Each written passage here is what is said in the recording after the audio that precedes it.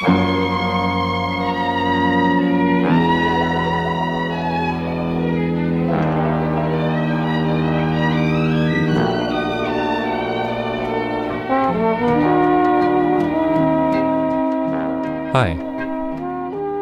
Around winter, it's pretty standard to go back home for the holidays.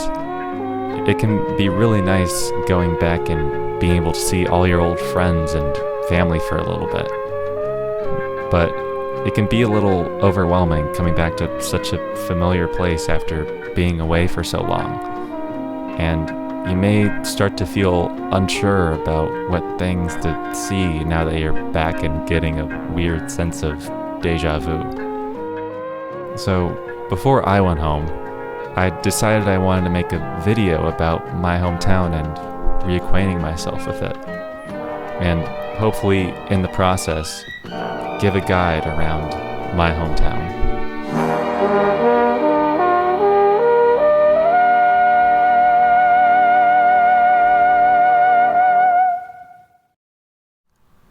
Now, before you rush back into exploring around, you should take it slow and remind yourself where exactly your town is situated.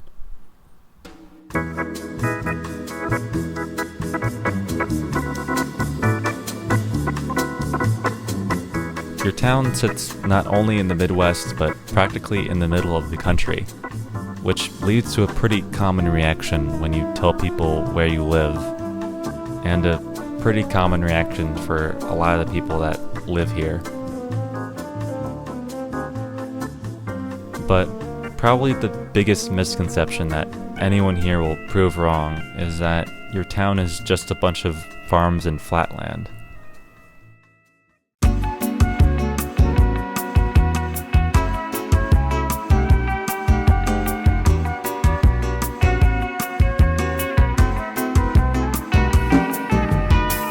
Your downtown does have some nice tall buildings, and it actually feels like a city when you're driving around down there.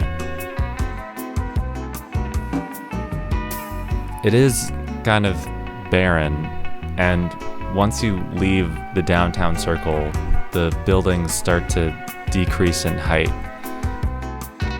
And the further out you get to where most people actually live, they start to get really flat.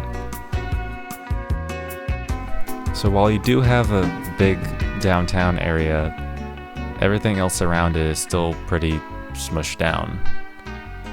But even with this, Midwesterners discovered what this environment is perfect for.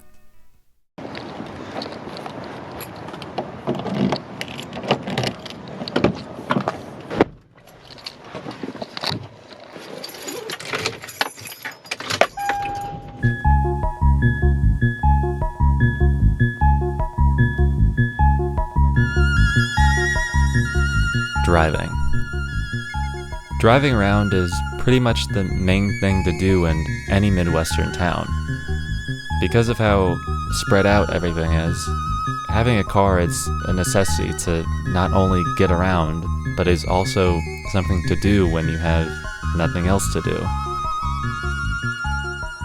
So many times with my friends, we've decided to just drive around to talk and listen to music we like for a while. It's still a great activity to do, whether it's getting a beloved meal, getting mad at you because you stole a valuable item, showing you some interesting art, or when the driver is drinking LaCroix and says something that sounds bad out of context on camera. I really got this drinking and driving thing down. I love the. Did you get that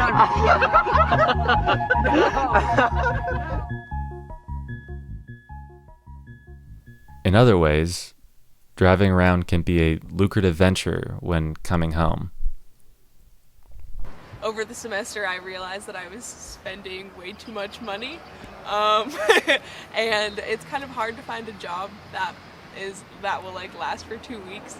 And so I had some friends who told me that they had DoorDashed like when they had like little bits of time to like earn money. I signed up and I've been door dashing for like a couple hours a day, and you get like, it's okay money. It's like, honestly, I'd say about the same as any service industry job that like has tips.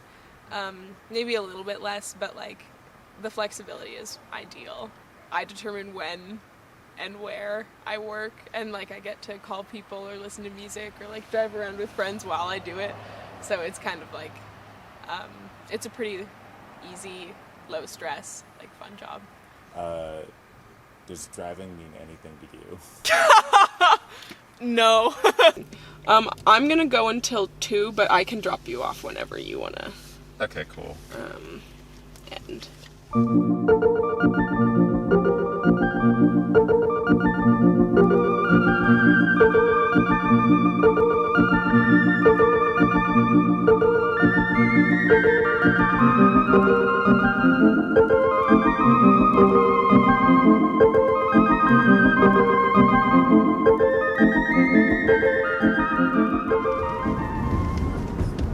Would you say your semester was good overall?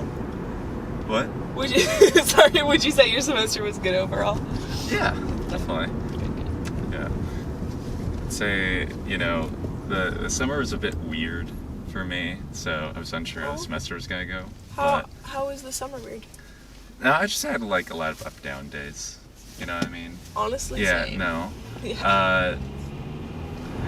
So I had a lot of really fun days, like Yeah. nights, but I also had like a lot of not fun nights. So it was very much the two extremes, just kind of going back and forth. So I was a bit unsure how the semester was going, but I had met some friends before, like last year, and so this semester was just kind of like paying off and like hanging out with them. So it was a lot of fun. It can be nice to drive around and ruminate on things, but eventually you'll want to get out of the car and find other things to do out in the wild.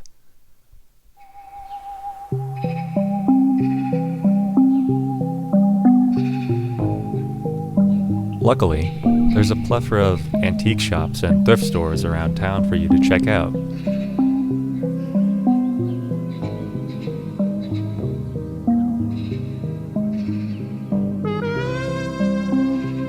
It can be a nice change of pace to explore and feel like you're entering another world with so many different things to see.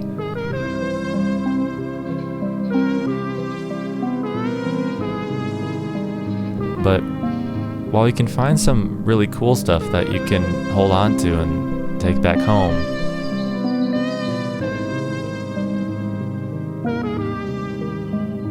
there's a lot of questionable things that are very off-putting.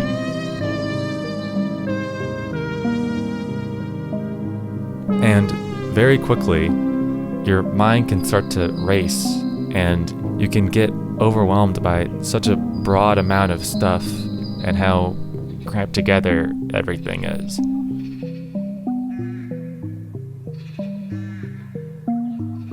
So, if you're starting to get overwhelmed and want to get away from cramped spaces for a while, probably the best place to go is your local park.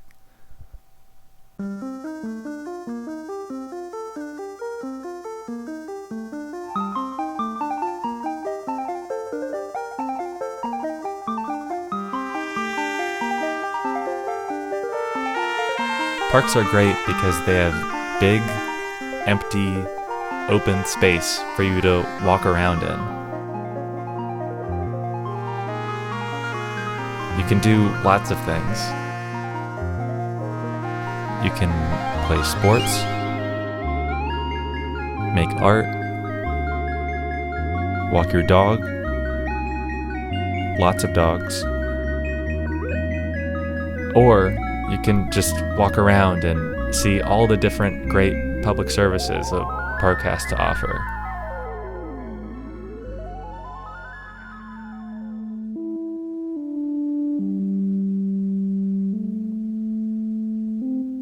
Recently, my favorite park to go to is this one. It has a lot of open space for people to walk around in.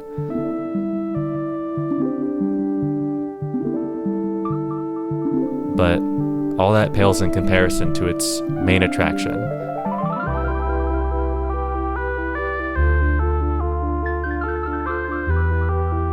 This big fucking mound that sits in the middle of the park.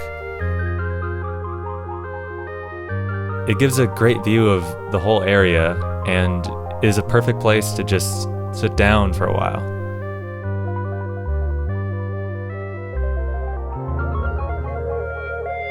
A few years ago, when me and my friends started coming here, we'd always come super late at night when it would only be us. And we'd lay down at the top of the mound and talk about whatever was coming up in our lives at the time.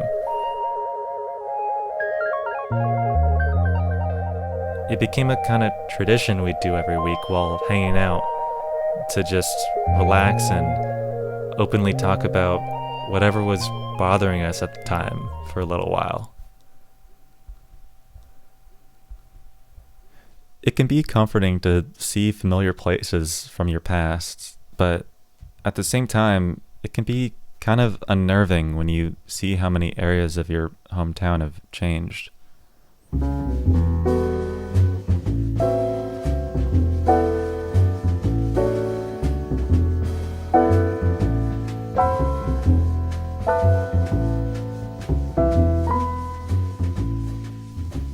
A big change downtown was this Home 2 suite building.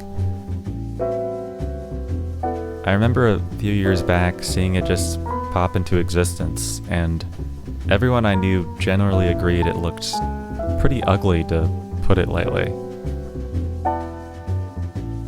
But over time, more and more of these Home 2 type buildings popped up all over the city, taking over what seemed like almost all of downtown.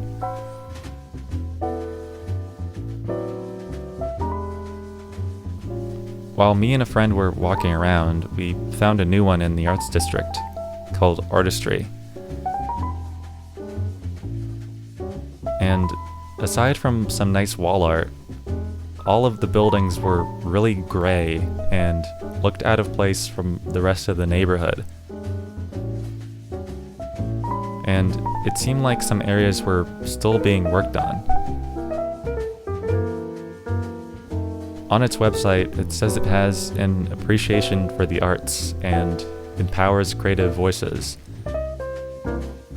But it seems very different for the nearby locals in the arts district. So, do you mind affectional metal? Or? Yeah, is this for a thing? Yeah, it's for a thing. It's just been a mess. No one that comes out, like no one. First of all, it's in like the arts district, and like no artists are paying like $1,000 for one studio, and then anyone that comes over here isn't exactly interested in like what we're doing. I feel like. Yeah. Originally, what we were told, because they sent us the plans for the building before they built it, which I don't know why they did that. It wasn't like oh, is this like something the neighborhood is cool with or wanting? It was just basically here's what we're doing. So. And the original plan was that there were going to be luxury micro studio apartments, which apparently are smaller than a studio, and they're going to start at $1,250 a month. And they said they were going to be geared towards healthcare workers on Hospital Hill, none of whom want to live there. They don't want to. How is it luxury if it's smaller than a normal? There were a lot of confusing aspects. How is it for artists if it's luxury? Yeah. We did have one person from those apartments show up, and Really? she said like, "Oh, you guys are my neighbors, this is cool." And I said, "How do you like living there?" And she said, "I hate it. It's terrible." So that's been the only feedback we've gotten. Remember like the really long time homeless camp right over there? Yeah. Like, that we would feed at the Food Not Bombs events and Yeah. stuff? Yeah, that's just gone. That was the first thing that happened, was they kicked them out, and those were people that we interacted with every day that were super cool with us, and then it's suddenly like our neighbors are gone, and then we have these strangers across the street. Yeah. Yeah, no, they had they put up like their own wall art like along it. My friend got commissioned to do that job and was apparently promised somewhere around like $500 to $800 and got paid $100. Like they were just like, what? no. Like so, not only is it that like they have the art, but they like fucked over the artists. Like that's They're ugly and terrible, and it's a very sad view when I'm working, and that's what I have to see. So that was just a weird thing that, like, all of a sudden, like, we used to be, like, the Crossroads was already dead, but we were at very much so the eastern edge of that, so even more in, like, a kind of quiet space for the neighborhood. And then now we're, like, really cornered. And then, of course, you go that way, and it's power and light, so it's really strange being surrounded like that.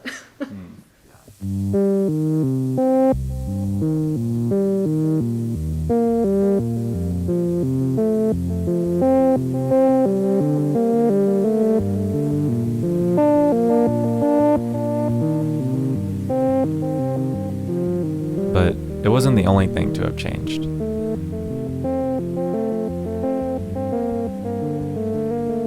Over a decade ago, a new college dorm building started construction on Main Street, and over the few years it took to finish, I'd pass by the construction on the way to school.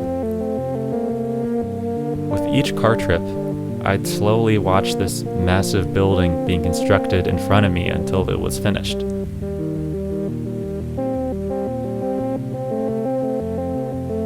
It was really cool as a kid seeing this big project built for so many years and seeing it done in front of me. But less than a decade after it was finished, the building began to have water leaks. And they discovered that mold had actually taken over all of the plumbing in the building. For years, it became a huge lawsuit as it displaced hundreds of students out of housing. And eventually, the damages were so big that they decided it would just be easier to start over and destroy the entire building as quickly as possible. All that's been left has been this empty green patch for a few years now. I remember feeling a weird sense of sadness and nostalgia when it was destroyed. I'd never gone inside, but it had become a weird sort of landmark I had watched slowly be built up and then quickly destroyed. And while the new building is probably a little nicer, it doesn't help that it's another Home 2 style building that looms over the original.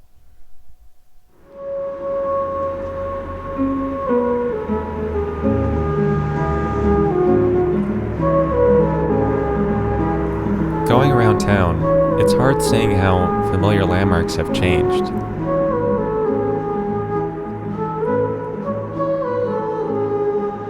And you begin thinking about what things will look like the next time you come back. It seems that the original version of your town keeps changing every time you visit, to the point that it seems almost unrecognizable. And now that you're here, the original version seems to only exist in your head now. During the first few days that you're back, you find out your old high school is allowing old students to come back for a day. You haven't been back since you graduated, but it's definitely something you want to see before you leave town again.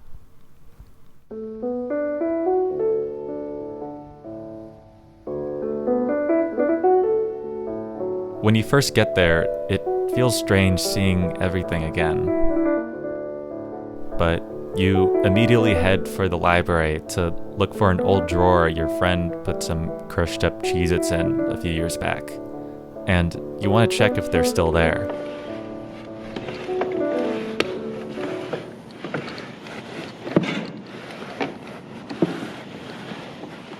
It may take a while to find them though. Walking back through the school is weirdly reassuring. Seeing so many familiar places, you begin to remember all the old memories you and your friends made here.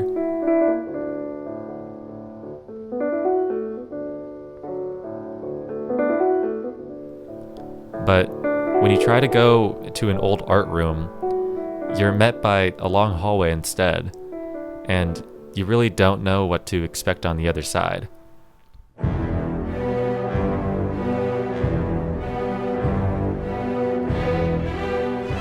When you walk through, you're greeted by the new buildings they've constructed since you left.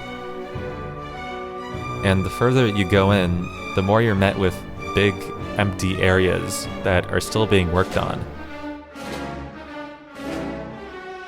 This quickly becomes a living nightmare as you keep going through pale gray and white classrooms that make you feel even more out of place.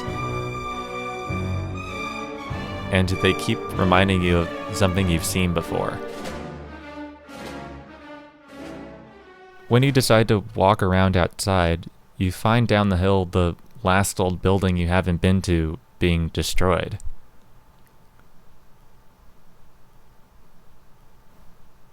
As you watch the building be slowly demolished in front of you, you start to realize that with all the changes, it doesn't really feel like your home is familiar to you anymore.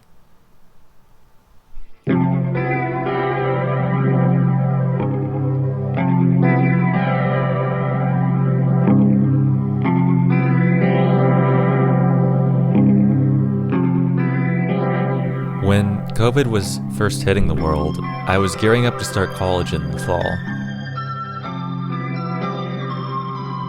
But because of everything, it was really unclear what restrictions or rules different colleges would be following when school started up.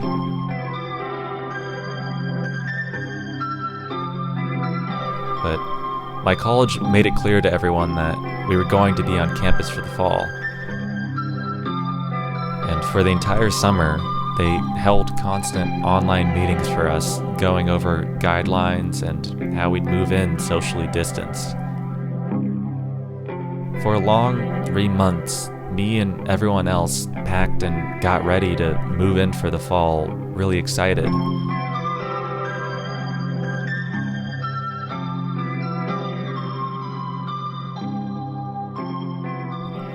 When, out of nowhere, they sent out an email in mid-August, where at the last possible minute, they told us they decided it was way too risky and were going online only. Even though some people had already moved into dorms, everyone was going back home no matter what.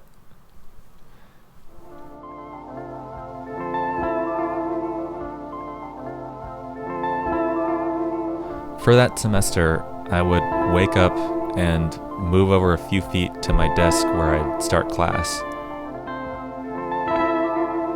And unless I got food, I pretty much spent the entire day in my room, just moving back and forth from my desk and bed.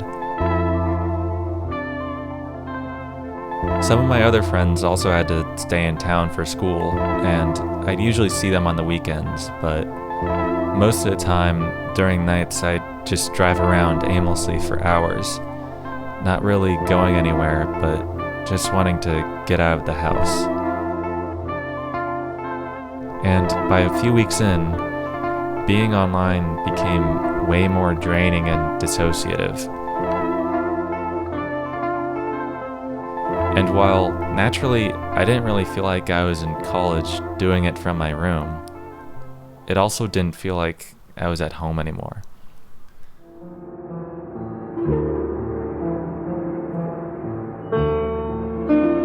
You don't think you feel horrible, but you also don't feel good.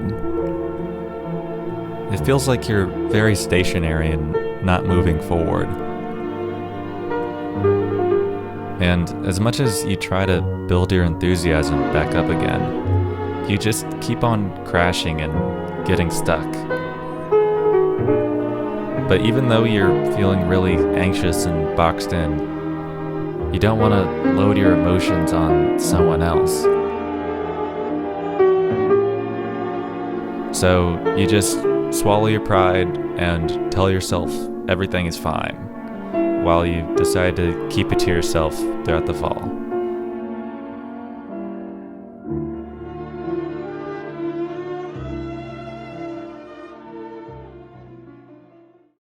You continue to drive around late at night to get out, but as time goes on, it starts to become more stale, and you don't know another way to take your mind off everything.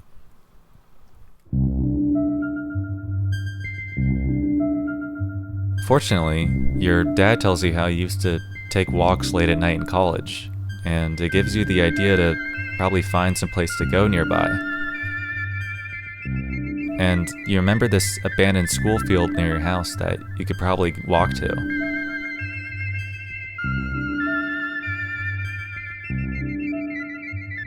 Normally people come here to walk their dogs, but late at night, you could walk here when you needed to clear your head and be alone in a big open area.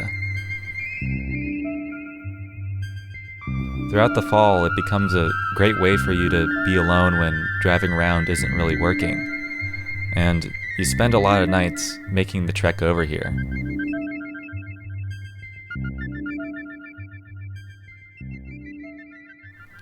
But it's only able to clear your head for so long.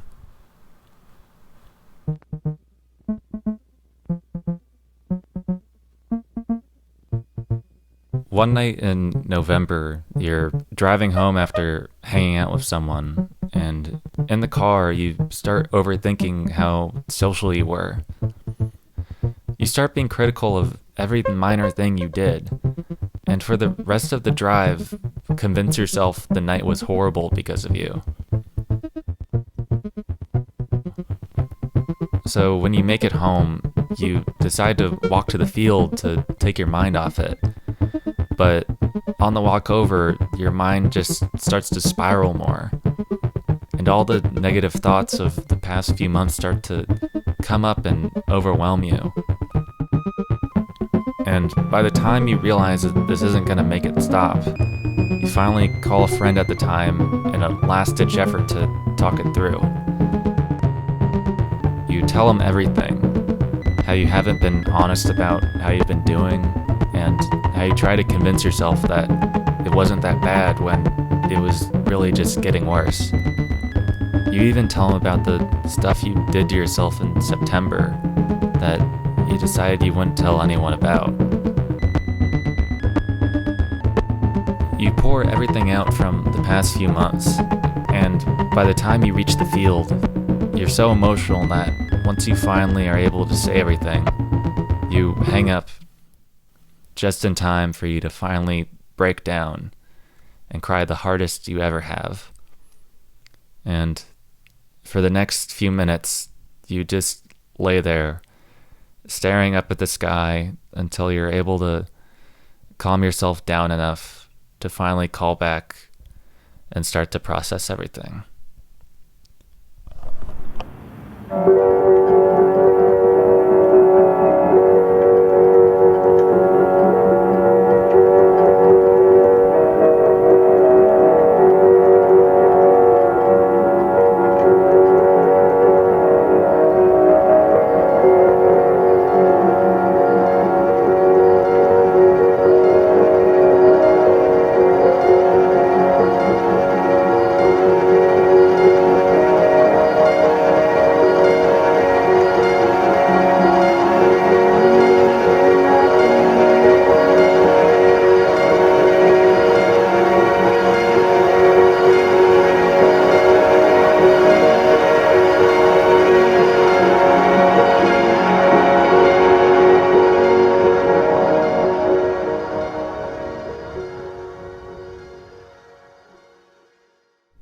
Coming back over a year later, it feels strange walking here again after everything, and you feel like a completely different person than when you were here last November.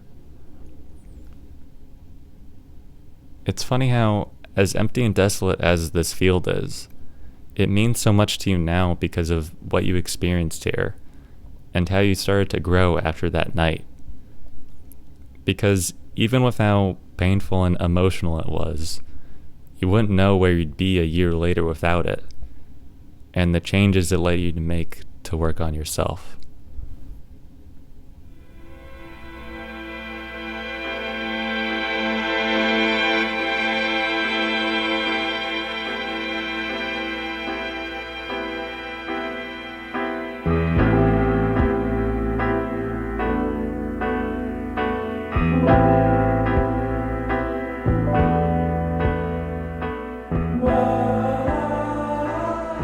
Your hometown can mean lots of different things for you, and it can be daunting seeing how things change going forward.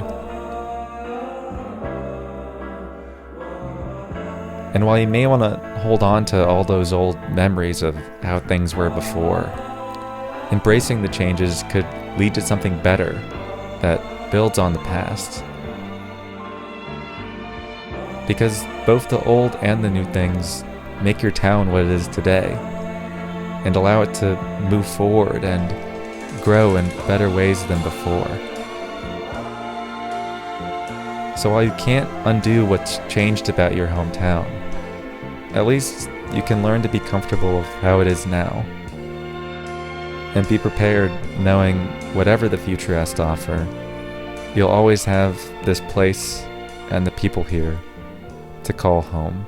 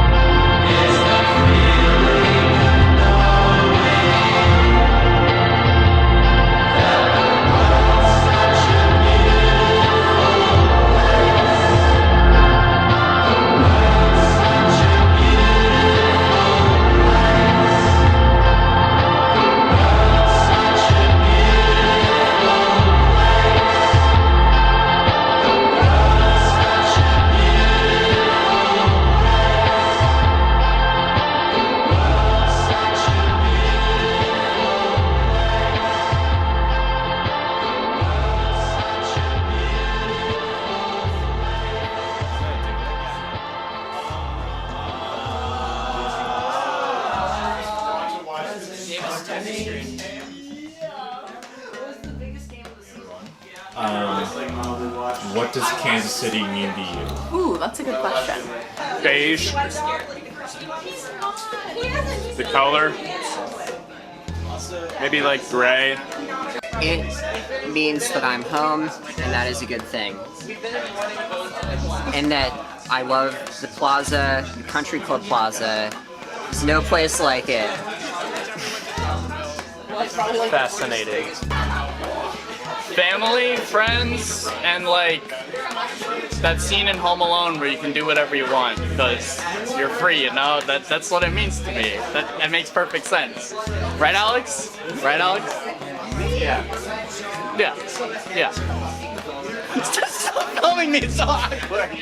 Kansas City is central to both my own life and the country.